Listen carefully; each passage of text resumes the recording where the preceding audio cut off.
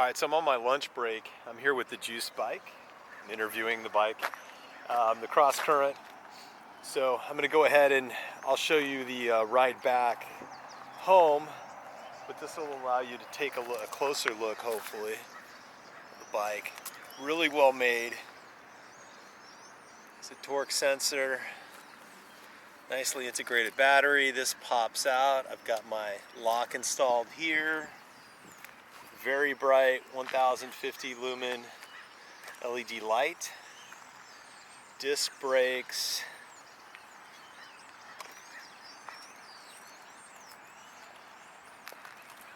It has a gel seat, has a rear light as well. It's a 9-gear. Hydraulic brakes. And there's the computer. So bear with me, we're going to spin around here as I mount the camera. Hopefully that doesn't freak you guys out too much. 360.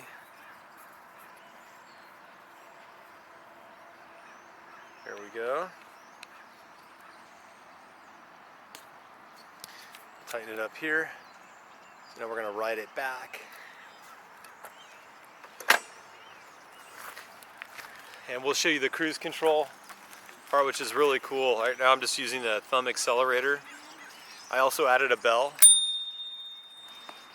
So one thing I'll tell you too, with this bike, it's nice if you're at a light, if you put it in sport mode and you pedal and use the accelerator at the same time, you'll get up to the top speed a lot faster. So let's do that now. There's a ton of birds in that tree. You tilt your camera up. All right, so boom, just like that, we're at 20. Now I let go, and from this point on, the more I apply pressure and torque, the faster the engine wants to go. Now, as with most electric bikes, I usually don't change gears too often. This one, it feels good around 8th gear.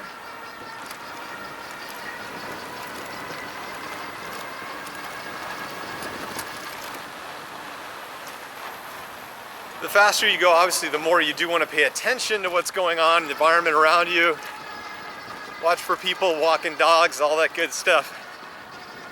But if you're trying to get home on a fast commute, it is so nice to be able to bounce into that higher speed safely.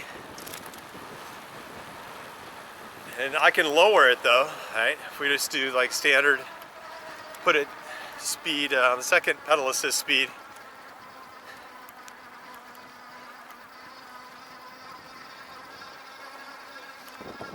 Third. Nice part is it climbs most of the hill for you. You don't really have to do too much. Just kind of slowly cruise along.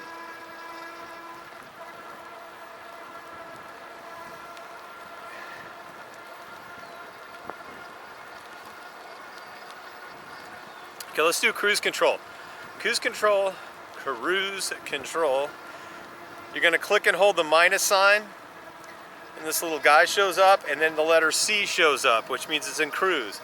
At this point, I don't have to do anything.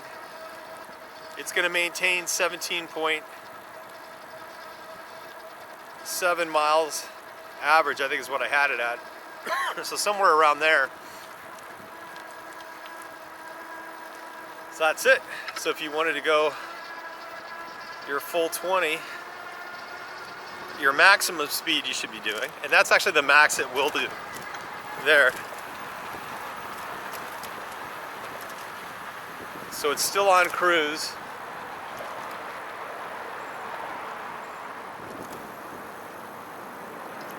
I think it's in my, oh yeah, it's in my original cruise. Okay, let's reset it. There, I turned it off.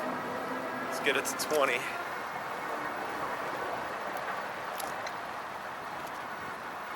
There we go. Now I'm heading up on an incline.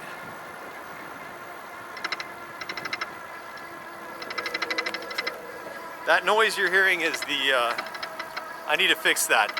The fender is, when it was installed, wasn't placed exactly in the center of the wheel. So it's getting this imbalance, so I'll fix that.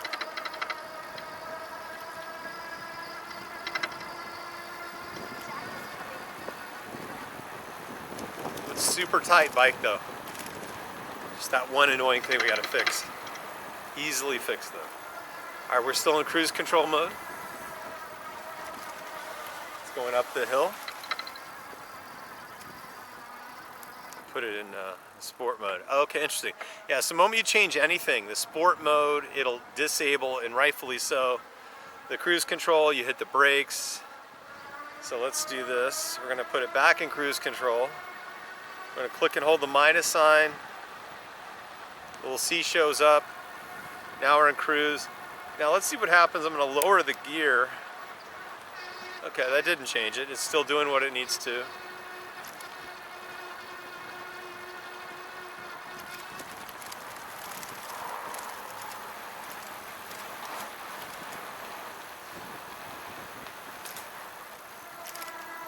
Now we're cruising up. I gotta put the brakes on because I'm going this way. It's so chill, such an easy, smooth transition.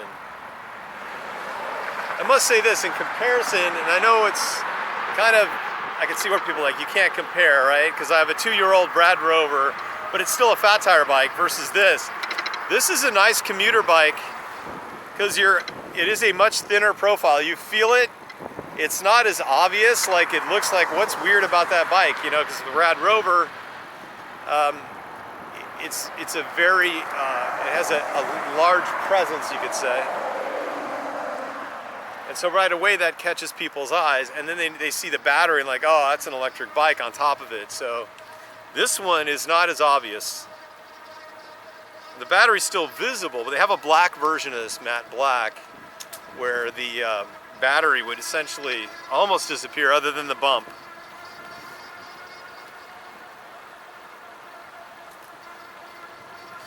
But so far this has been very comfortable.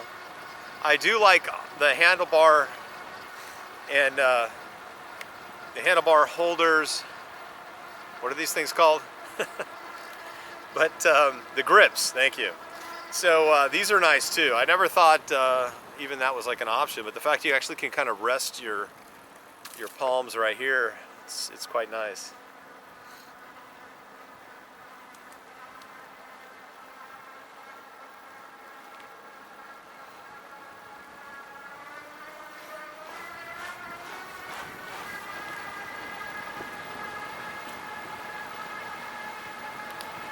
The other thing that I've noticed too is the battery.